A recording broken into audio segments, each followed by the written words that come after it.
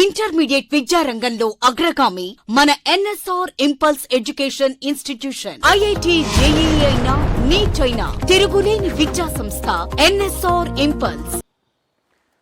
Yes, continuation to the last class. So, third type of the mechanism which regulate the kidney functioning is the heart. So, in regulation of the kidney functioning, what are the three parts which maybe gets involved means? First one is the hypothalamus. Second one is the juxtaglomerular apparatus. Third part which regulate the kidney functioning is heart. Whenever the volume of blood is increases,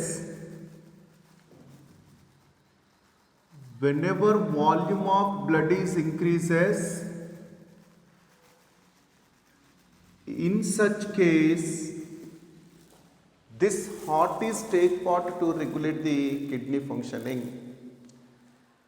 Means whenever in the person's body excess water is present in the blood, volume of blood is greatly increases, then in such case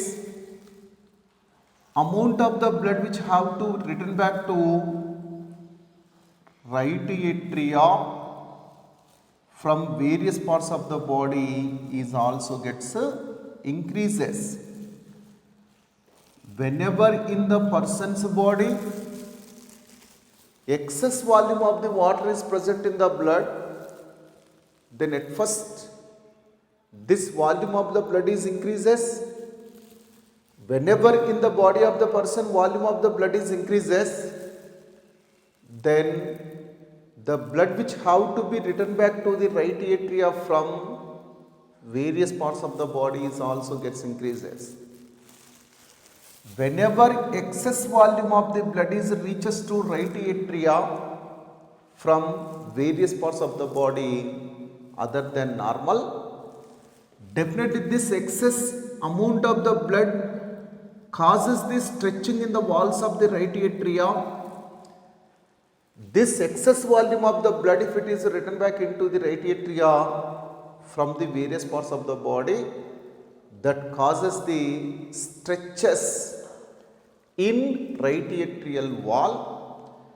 Whenever the right atrial walls are gets subjected to stretching, then immediately they release, right atrial walls release a specialized substance that is said to be as the atrial natriuretic factor or atrial natriuretic peptide. Atrial natriuretic factor or atrial natriuretic peptide, simply it is called as the ANF or ANP. So definitely this is the vasodilator. This is the strong vasodilator substance, means that immediately causes the relaxation of smooth muscle which is present in the blood vessel. By that way blood vessel diameter is increases. By that way excess volume of the blood from the heart chambers is pumped out. By that way temporarily stretching of right atria is gets decreased. So whenever in the person's body excess volume of the water is present in the blood, then automatically volume of the blood is increases. Then automatically from the various parts of the body excess volume of the blood is returned back to the right atria. By that way, right atrial walls are subjected to stretch. So whenever the right atrial walls are severely stretched due to the deposition of the excess volume of the blood, then in return to that, right atrial walls secrete atrial natriuretic factor or the atrial natriuretic peptide, that is simply said to be as the ANF or the ANP. So this ANF is the strong vasodilator, means that induces the relaxation of the smooth muscle which is present in the blood vessel wall. By that way, blood vessels are gets dilated. By that way, excess volume of the blood is at first pumped out from the heart chambers. By that way, temporarily this right atria is relieved from the stretching. Later, secondly, it inhibit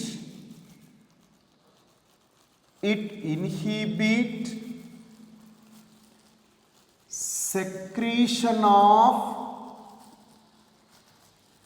ADH and aldosterone. Definitely, to decrease the increased volume of the blood, to decrease the increased volume of the water from the, to decrease the increased volume of the water in the body, definitely it inhibits the secretion of ADH. By that way, reabsorption of the water from the primary urine is not taken place. By that way, excess volume of the water is gets eliminated to the out in the form of the urine. Similarly, it also inhibits the aldosterone secretion from the adrenal cortex also. As a result of this also, this concentration of the blood is decreases. By that way, finally, water levels in the blood of the person also decreases. In that way, ANF is completely opposite to ROS system. Second mechanism is the ROS, renin angiotensinogen aldosterone system. Definitely to the ROS, this ANF is completely opposite, because in the ROS finally aldosterone is secreted, that useful to increase the decreased blood pressure in the person's body. ROS always induces the secretion of the aldosterone finally, that principally useful to increase the decreased volume of the blood, that principally useful to increase the decreased blood pressure. But this ANF always inhibit the secretion of the ADH, secretions of the aldosterone, so that only it is completely opposite to the ROS. This is the third, that is the heart. Next continuation topic is the micturition. Next continuation topic is the micturition. Micturition, process of delivery of the urine from the urinary bladder to the out is said to be as the micturition. Process of the delivery of urine from the urinary bladder to the out is said to be as the micturition. Then what is the micturition means? Just assume this is the urinary bladder, this is the urinary bladder, again this is the internal urethral sphincter, this is the external urethral sphincter. Definitely this is the urinary bladder. urinary bladder. It is principally useful for temporary storage of the urine. How much volume of the urine can be stored in the urinary bladder means about 500 ml to 900 ml of urine can be stored inside of the urinary bladder maximally. 500 to 900 ml of urine can be stored inside of the urinary bladder maximally. Whenever this urinary bladder is completely filled with the urine, definitely in the wall of the urinary bladder, specialized receptors are present. These are said to be as the stretch receptors. These are said to be as the stretch receptors. Whenever the urinary bladder is completely filled with the urine, these stretch receptors are subjected to stretching. By that way, they becomes active. Then immediately they send signal to central nervous system. They send signal to the central nervous system, specifically to the cerebral cortex. They send the signals to the central nervous system, that is the cerebral cortex, where that information is gets analyzed. Later from the CNS, motor information is conducted to the smooth muscles of urinary bladder. By that way, smooth muscles of urinary bladder are gets contracted. So at first, whenever the urinary bladder is filled with the urine completely, then stretch receptors which are present in the wall of the urinary bladder are subjected to stretching. By that way, they becomes active. They sense the signals to the central nervous system, where that information is gets analyzed. Later, from the central nervous system, motor information is conducted to the smooth muscles of urinary bladder, as well as to the sphincters, urethral sphincters also. As a result of this, urinary bladder smooth muscles starts contraction. As a result of this urinary bladder size is gradually decreases. By that way, at first urine is reaches to the urethra. Again, at that time, internal urethral sphincter and external urethral sphincters are open. By that way, urine is gets delivered to the out.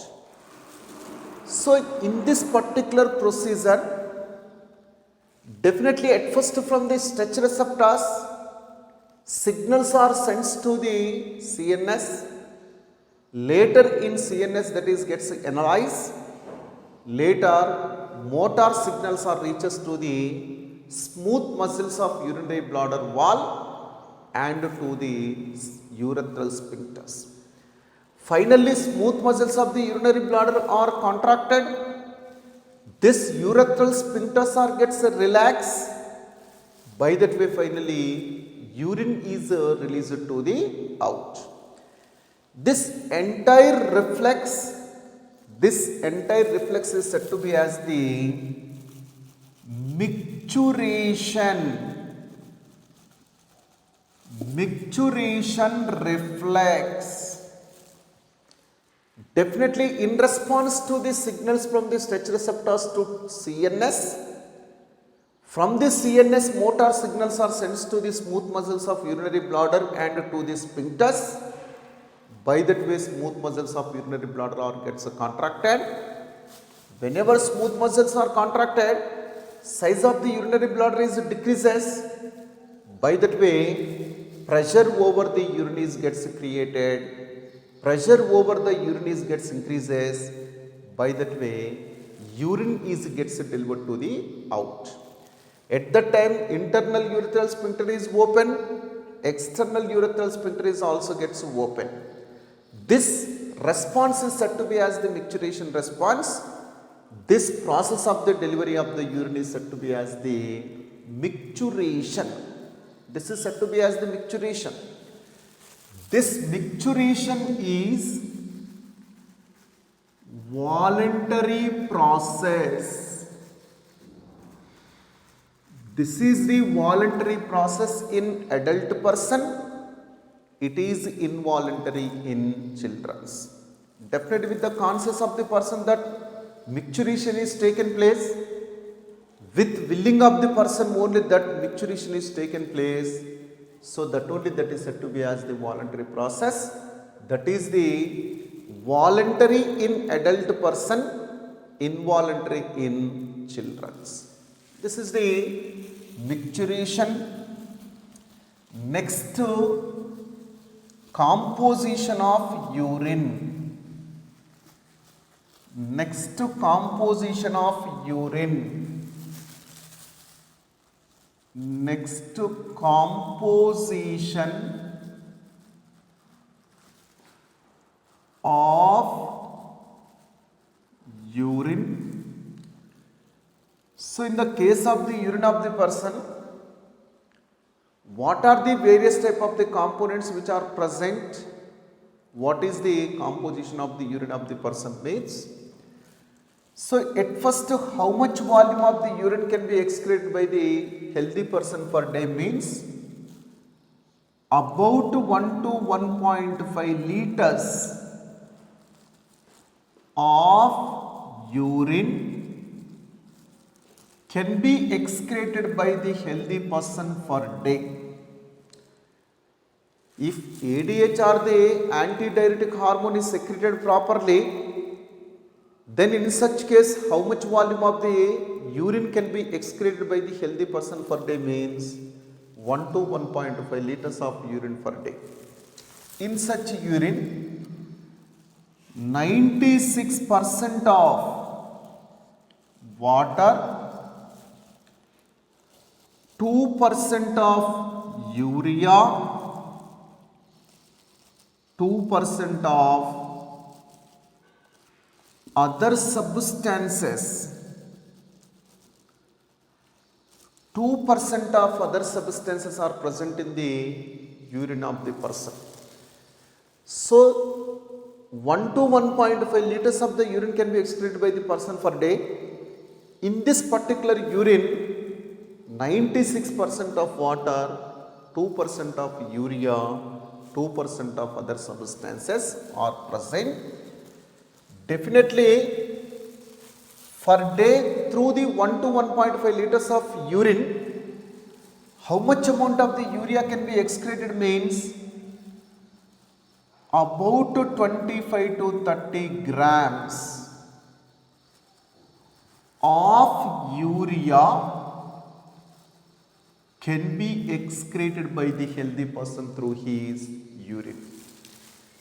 Definitely through the 1 to 1.5 liters of the urine per day excretion, how much amount of the urea can be eliminated to the out per day means about 20 to 25 to 30 grams of urea can be eliminated to the out by the person through 1 to 1.5 liters of urine.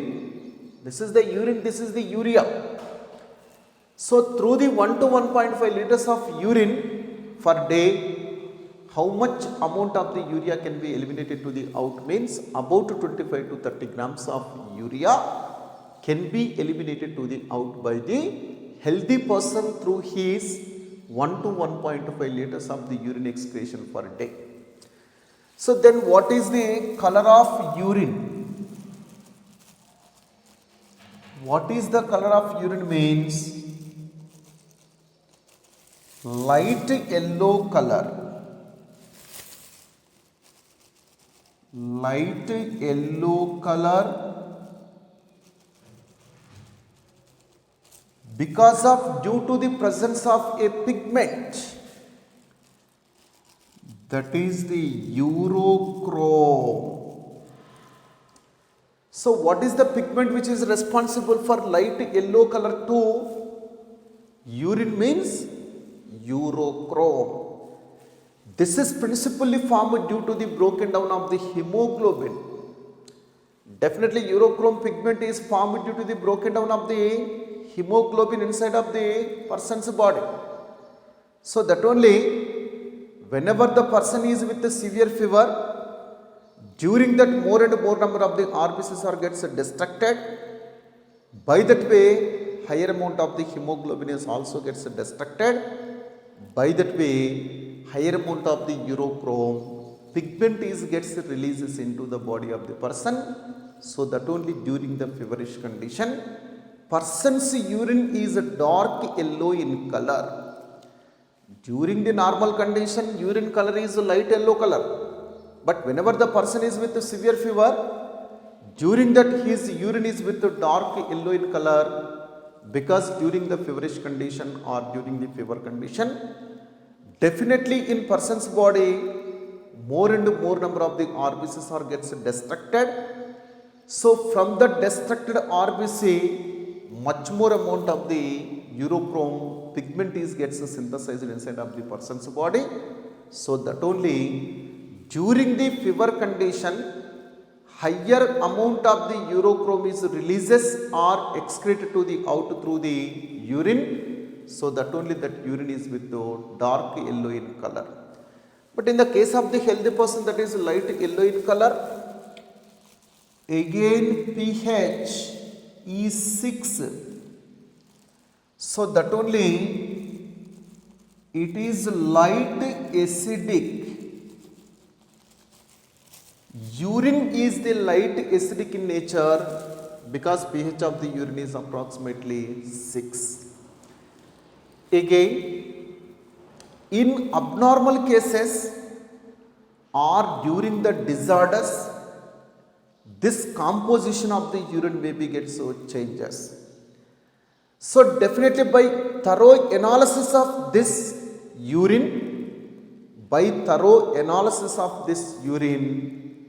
we can identify certain type of the disorders which may be present in the person's body. So definitely nowadays it is very common for the urine test.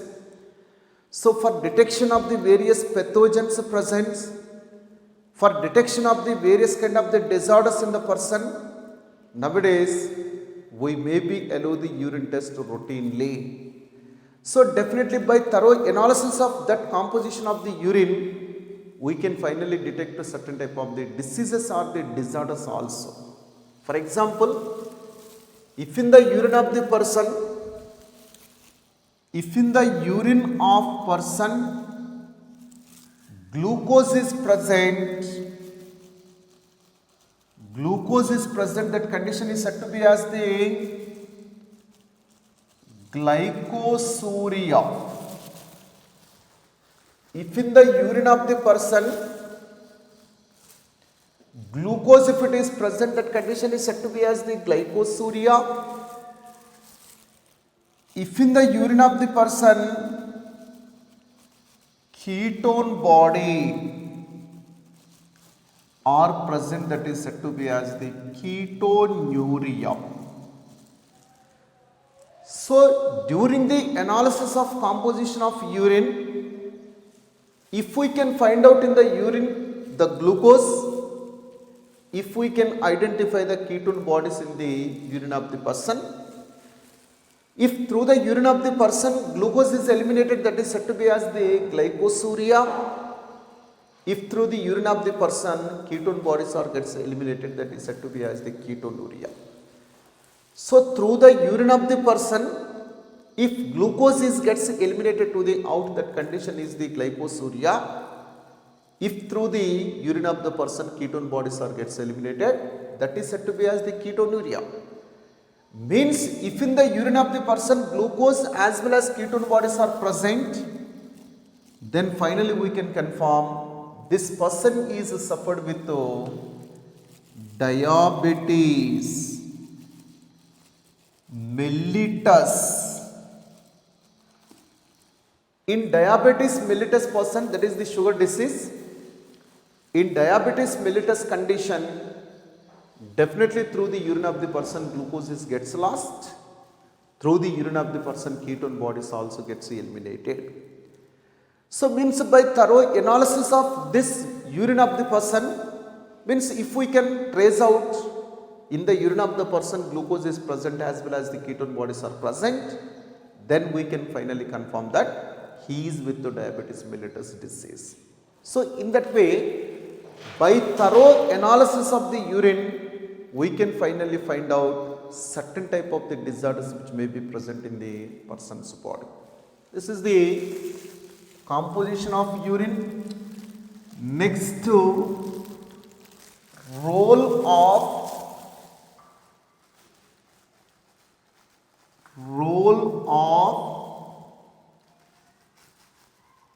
other organs in excretion.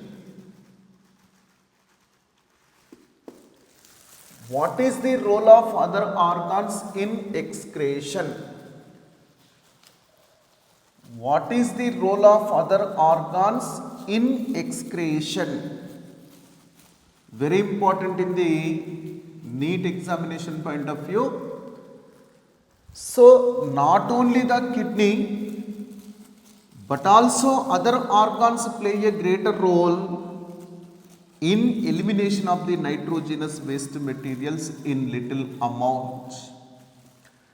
Definitely not only kidneys, other organs also play a greater role in elimination of other type of the substances, elimination of nitrogenous waste materials in little amount from the body to the out to achieve the homeostasis. Then what are the principal other organs which may play a greater role in elimination of the nitrogenous waste materials in little amount? Means first one is the lungs. First type of the organs are lungs. First type of the organs are lungs. It is believed that lungs eliminate 18 liters of CO2 per day.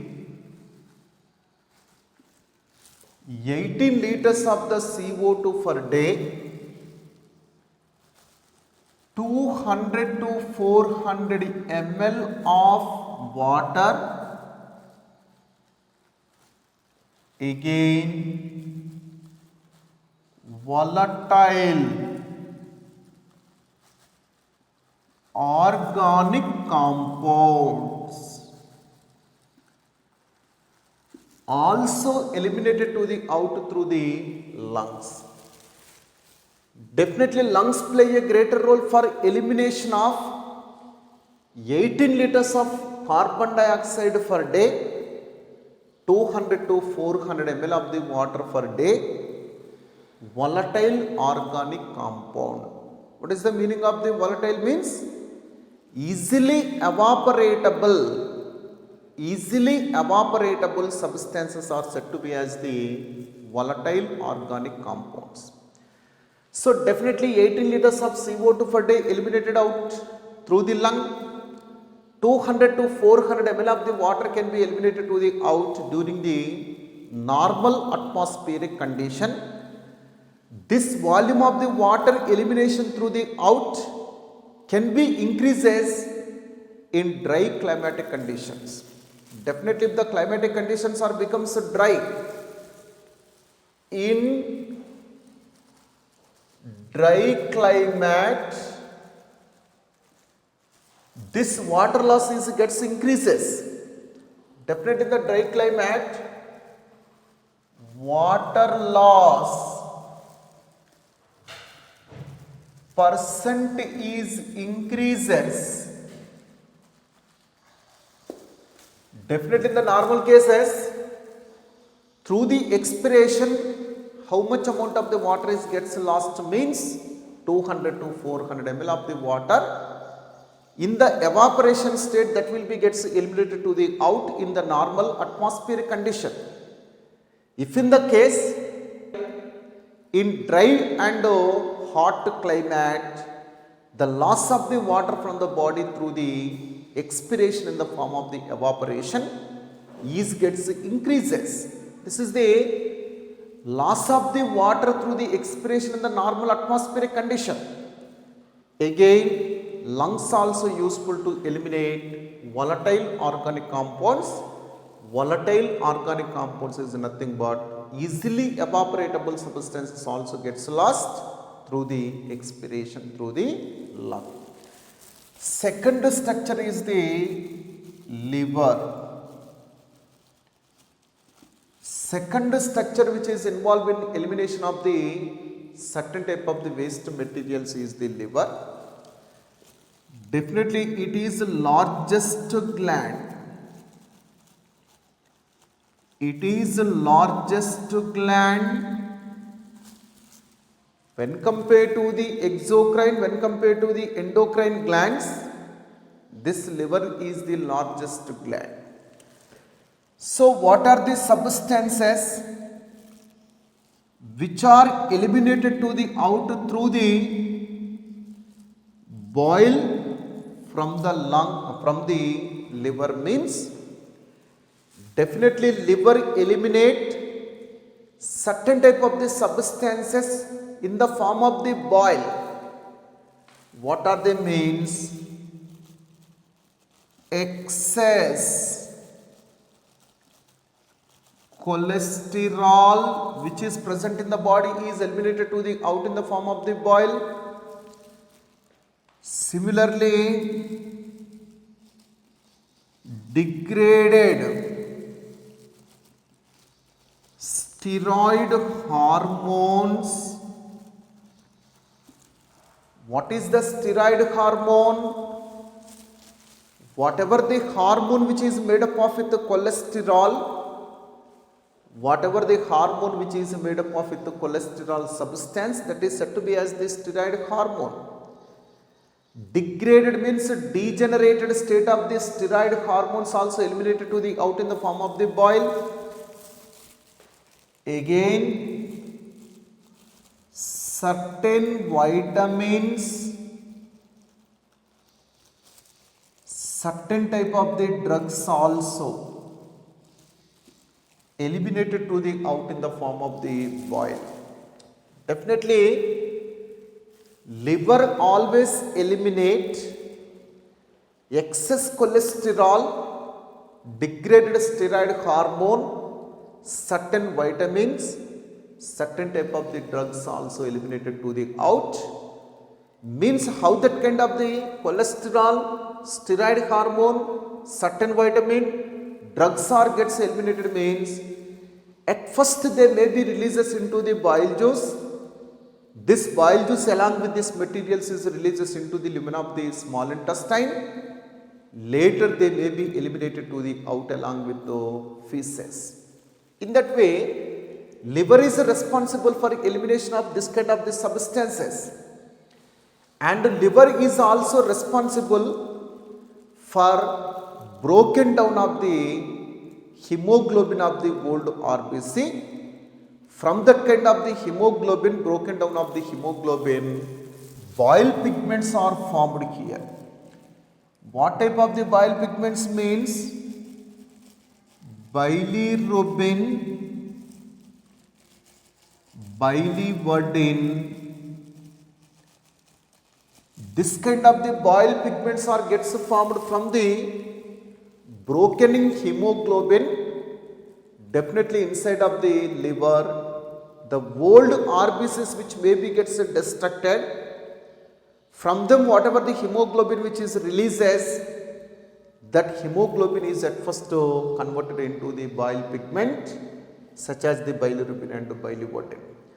This bilirubin, biliverdin also gets releases into lumen of a small intestine through the bile juice.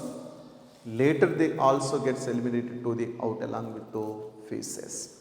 In that way, liver eliminate bile pigments such as the bilirubin, biliverdin and excess cholesterol, degraded steroid hormone, certain vitamins, drugs also gets eliminated to the out in the form of the bile juice. Next to other organ which play a greater role in elimination of the waste material is skin.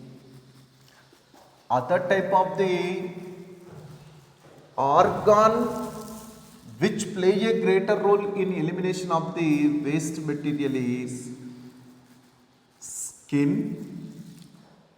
Definitely in the skin of the person, two types of the glands are present. What are the two type of the glands which are present means?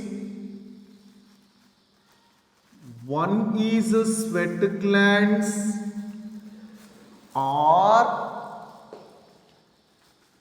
sudoriferous.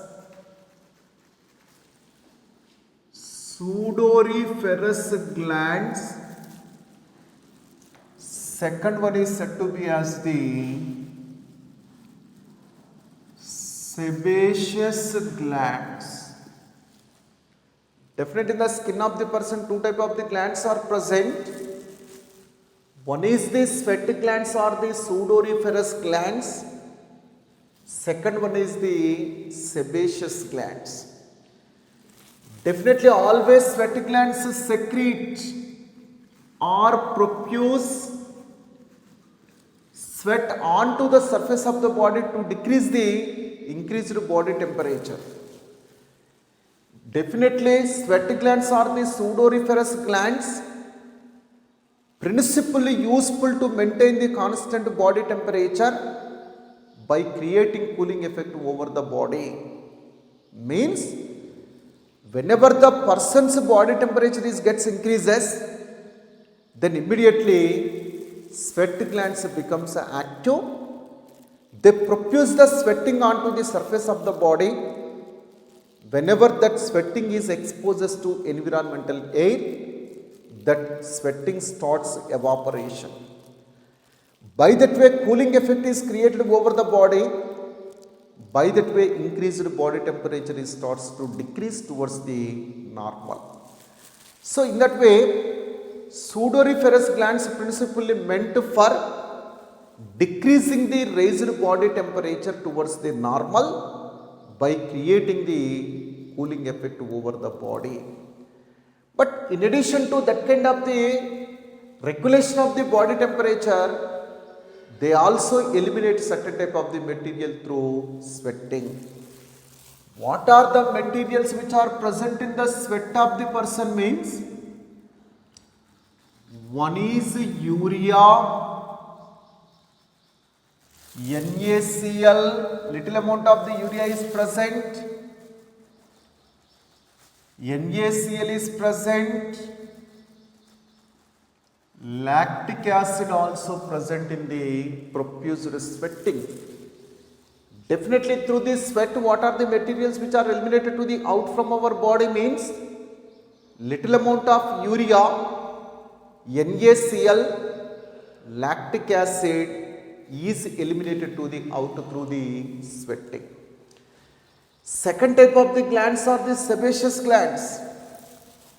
Sebaceous glands always secrete sebum substance onto the surface of the body to keep our body as moisted.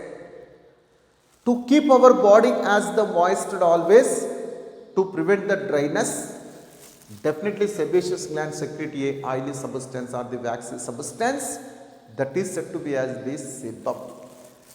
Definitely through the sebum, what are the substances which are eliminated to the out means?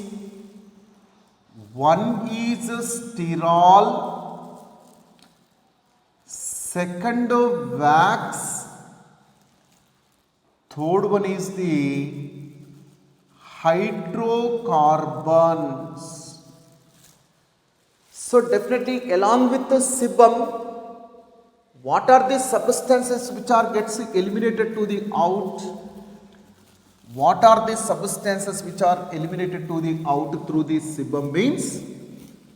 One is the sterol substance, second one is the waxy substance, third hydrocarbons are eliminated to the out along with the sebum from our body. Definitely through the sweating by sweat glands, what are the substances which are eliminated to the out means? Urea, NaCl, lactic acid. Sebaceous glands always secrete the sebum, that is the oily substance, onto the surface of the body. Through the sebum, what are the materials which may be eliminated to the out means? Sterol, wax, hydrocarbons are eliminated to the out. These are the other organs.